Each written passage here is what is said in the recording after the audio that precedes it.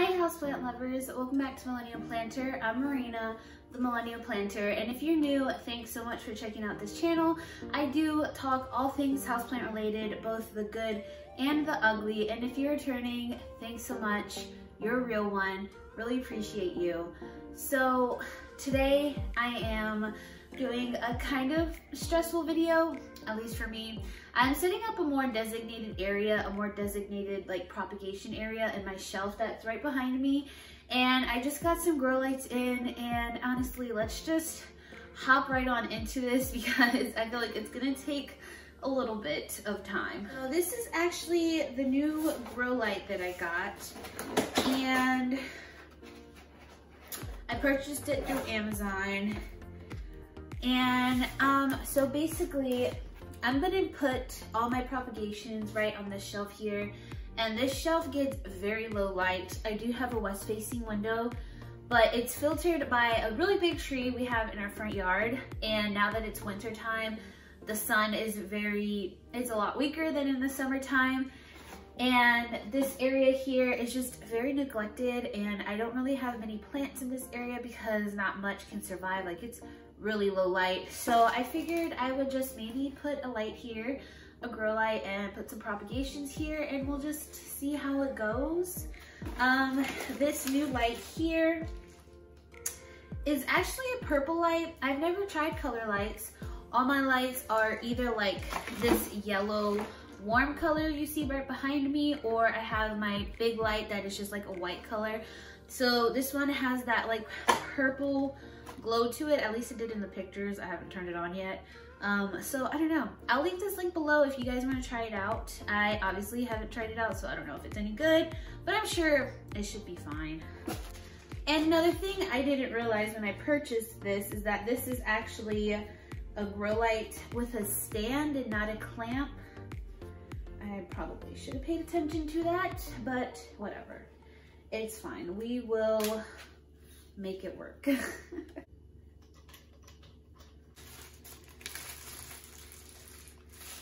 It has 4 arms, kind of looks like Edward Scissorhands, or it kind of looks like Freddy Krueger, you know, Nightmare on Elm Street. You can see it's pretty tall. Now we're going to test how bright it is. Oh, that is red and blue, and then it has a mix. Interesting. So let's do the mix. I'm gonna put them all together. Okay, so when it's like right here, which I feel like that'll be the same distance as my propagations, that's about 450. Yeah, it's jumping around. It's like 470 foot candles. And then the further up, 500, 600. So yeah, I'd say this is pretty strong enough. I don't know much about foot candles, to be honest, but I know like 400 to 500 is usually enough for plants to grow, and I'm sure it'll be plenty for my plants to propagate. I'm not sure about the colored lighting situation, but we'll just have to see how that goes. So now, I know that's a bit of an awkward view, but I just wanted to show you guys what this shelf looks like now. As you can see, I do have a whole bunch of propagations pretty much everywhere on my shelf. I've been doing a lot of sphagnum moss propagations. Surprisingly enough, I have grown to really like it. To be honest, it was a bit of a learning curve for me, and I hated moss for such a long time, like pretty much almost a year solid I hated moss, but I'm starting to get the hang of it. And yeah, so I've been doing a lot of propagations with that. I actually got this little rib container from my job, and it has been perfect. Like, look at the size. You can fit so many propagations in here. So I have a whole bunch of Hoya propagating. I have like Crimson Cream. I have the Hoya Fuwawensis. What else do I have in here? Just a whole bunch of random stuff. In here, I have a Hoya Sunrise, as you can see there. And then I have Hoya Carnosa Compacta, which is my first time ever propagating any sort of compacta. And this was just to like do a little trial run. This one, I have a philodendron. I forgot the name of it, but I just got this in a trade and it went downhill in 2 days and I popped it in moss. So hopefully it'll be okay. And I actually just burnt a hole in that because it needed some air. And that's just how I do it sometimes. Other propagations I have 3 Rhaphidophora decursiva nodes in here that I'm so excited about.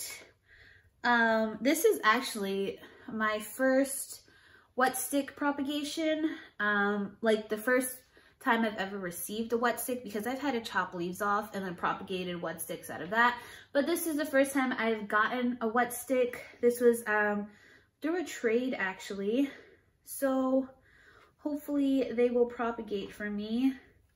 The last time I had a wet stick, it was my gloriosum, and I had to chop the leaf off, so I had the stump and the stump died. So that was, I mean, honestly, I'm kind of triggered and I'm kind of like really nervous. Hopefully it'll be okay. And I have just a whole bunch of water propagations as well, but now what I'm going to do is clear out this top shelf just to get everything situated. So cute.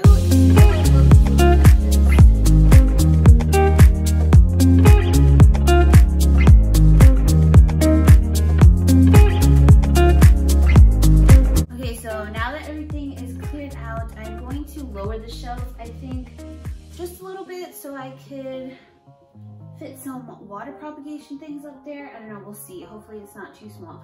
But that's why I really like these wire racks, because I have the ability to just move the racks as I please, which is why I have like a huge gap here for my bigger plants. And you can just move them anytime you need to move them and adjust. And yeah, I love that a lot. I got these at Lowe's. I don't remember how much it was, but it was pretty affordable. It wasn't like super expensive. So I don't know, if you guys are on the lookout for some shelves or something, definitely consider a wire rack. Underrated, but really useful.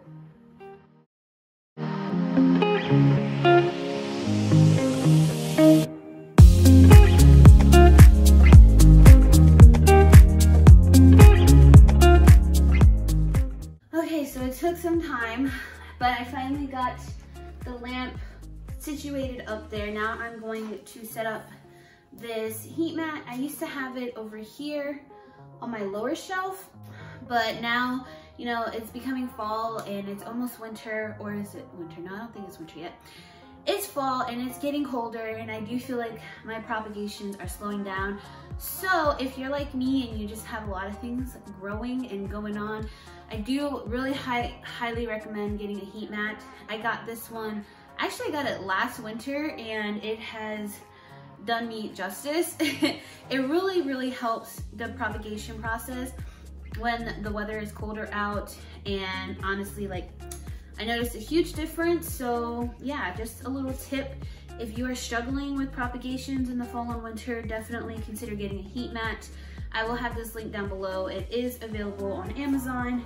And yeah, as you can see, like, by how dirty it is, I use this thing all the time. All right, so the light is plugged in, heat mat is plugged in.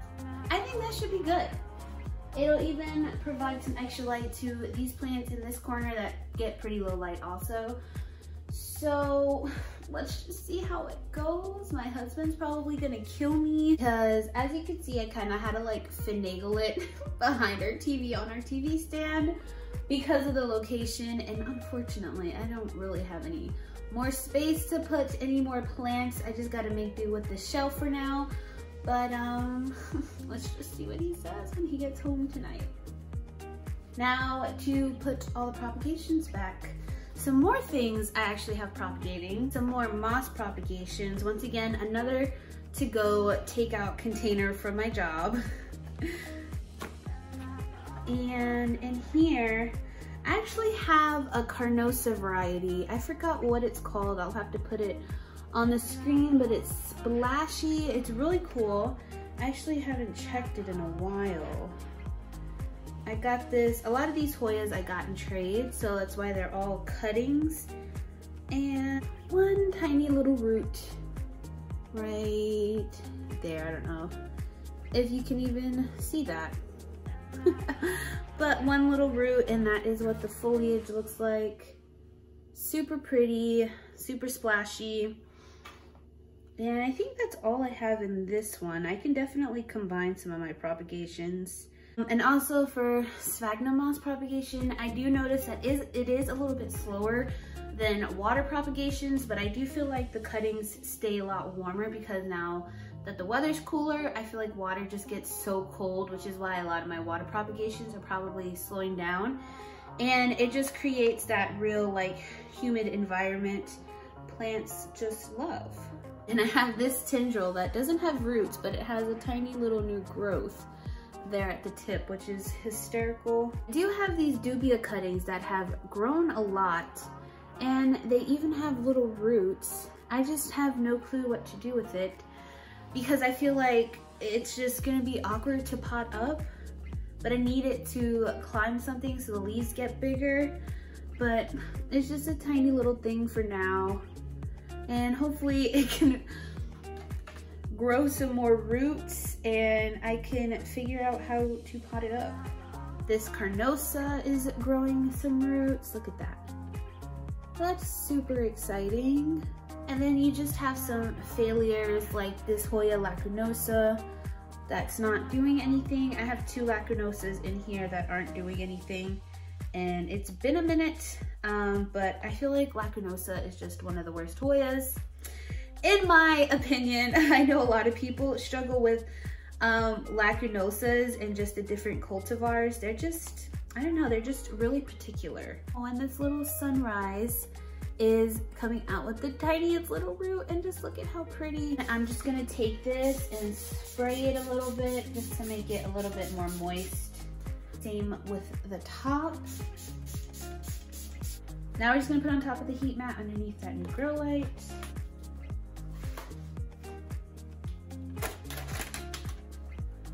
Alright, so I'm checking on this Fuwawensis, and all of that moss that's stuck there means that there's some root growth, which is really awesome.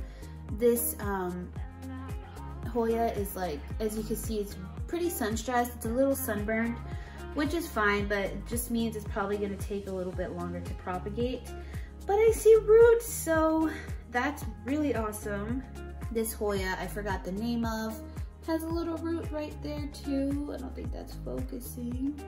But it has a little root, and these have fuzzy leaves, which is so cool. I love feeling it. I cannot wait to plant that one up so I could just feel it all the time. That one is spray. This one was pretty dry actually. And a water propagation I have going is this Begonia Linda Dawn. A Philodendron Brazil node. I kind of wanted to test this one out to see what happened because it was literally just a bare node, and it's actually growing some new leaves at the bottom, which is so cool to see. No new growth at the top yet, but the roots are nice and long, and it has little baby leaves. So that was cool. I do also put liquid dirt in my propagation water just to give it an extra boost. But here I have string of spades and some Photonia clippings I got off of my mom.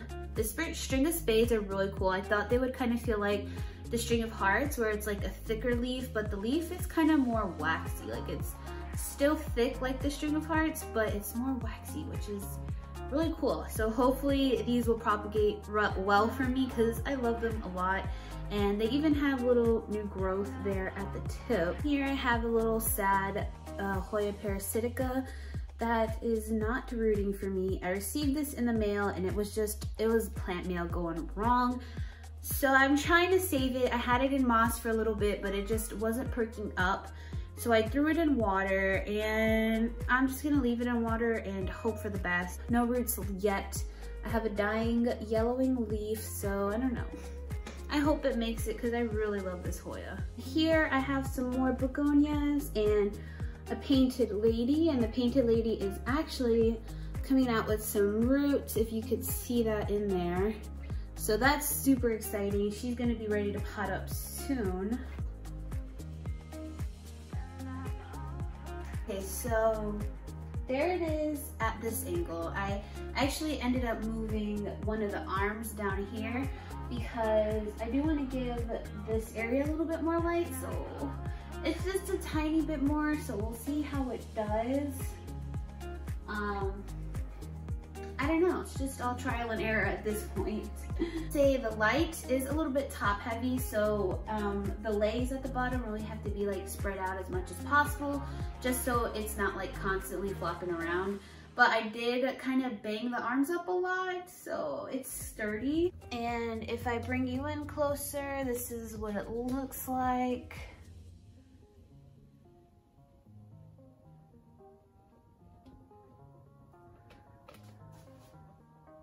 I still have some water propagations here because I just didn't have any room for them up here. It just doesn't like go out far enough, but that's fine. I'm just gonna work on condensing some of my sphagnum moss propagations into like a better container area so I could fit more stuff up there. But it's only 3 glasses that I have now, so it's not too bad. And then this area is still getting lights from my grow light that is up there. And that wraps it up for this video. I know it was kind of all over the place. I talked about like propagating in moss and stuff that I'm currently propagating, and then grow light setup. But thanks for sticking around. I hope you all found this a little bit helpful. If you have any questions about anything, you know, like propagating related, definitely leave them in the comments below, and I'd love to like just chat with you or let me know your favorite way of propagating. I honestly just love doing it. I love being able to swap cuttings with other people and get different type of plants, specifically Hoya. I've been doing a lot of Hoya trades lately, and yeah, just swapping in general and plant trades is just a way more affordable way of growing your collection. But that's it. Yeah, I do have a video coming out soon talking about my grow light setup, so I will go more in depth about like the grow lights that I have, because as you can see, I do have quite a few and quite a bit of like different varieties. I think every single grow light I have here is all different, so make sure you just keep an eye out for that one. And that's it. I hope you all enjoyed this video. Give it a thumbs up if you found it helpful, and I hope you all are staying safe, sane, and healthy and happy, and I will see you all in the next one. Bye.